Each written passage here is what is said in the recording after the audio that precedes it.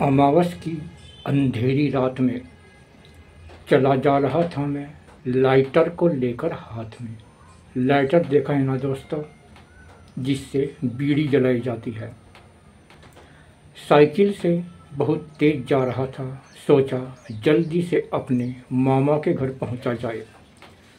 बहुत तेज गर्मी हो रही थी, दोनों तरफ घने पेड़ थे, कोई भी वाहन आता हुआ नहीं दिखाई दे रहा था। थोड़ा आगे चलते ही खंभों की लाइट बुझ गई थी। तेज हवा चलने लगी थी। मैंने अपना लाइटर और तेज जलाया तो वह तुरंत बुझ गया। अंधेरी सड़क पर चलने के सिवा कोई रास्ता नहीं था।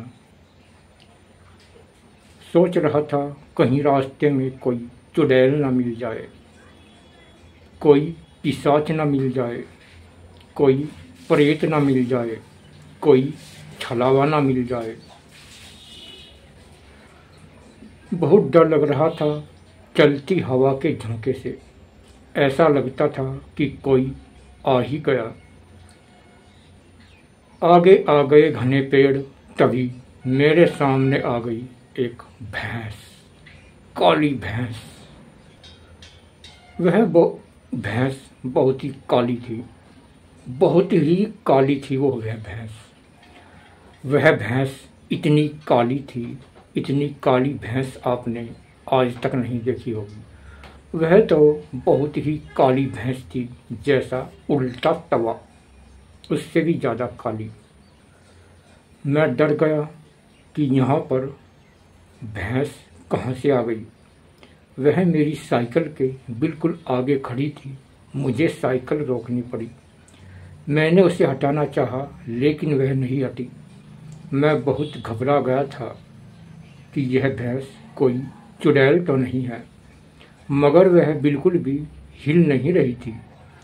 कोई रास्ता नहीं मिला तो मैं भैंस को अपनी साइकिल के पीछे बैठा लिया और बहुत तेज लेकर चला।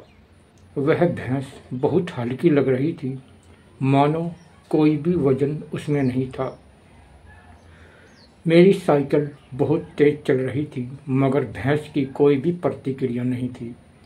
मैं अपने गांव के स्टैंड पर आ गया था, वहाँ लाइट जली हुई थी।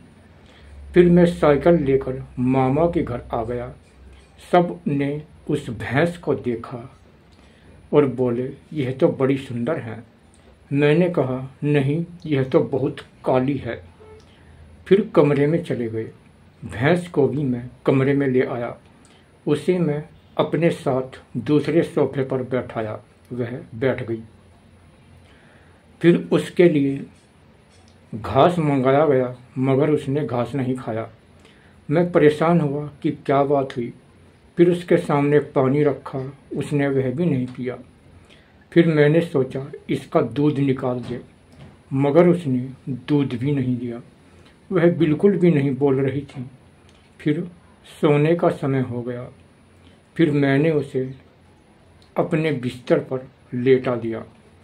वह एक तरफ को करवट लेकर पड़ी रही।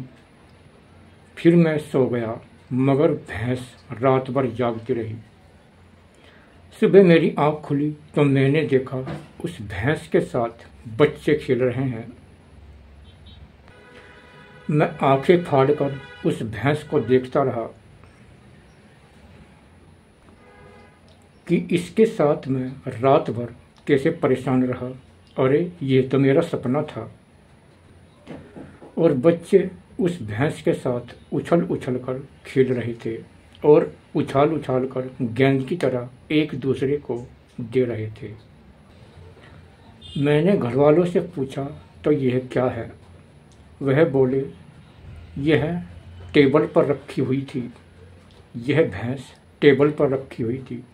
शायद तूने इसे असली समझकर अपने पास सुला लिया और फिर भैंस के साथ अनाप शनाप सपने देखने लगा। मैं हैरान था कि यह मुझे कैसा सपना दिखाई दिया।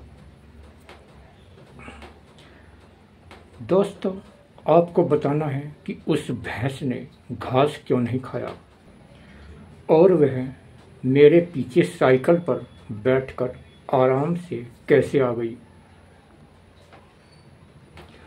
अगर मैं उसे यह खीरा खिलाता, देखो खीरा, तो क्या वह खा लेती? कमेंट बॉक्स में ज़रूर बताना।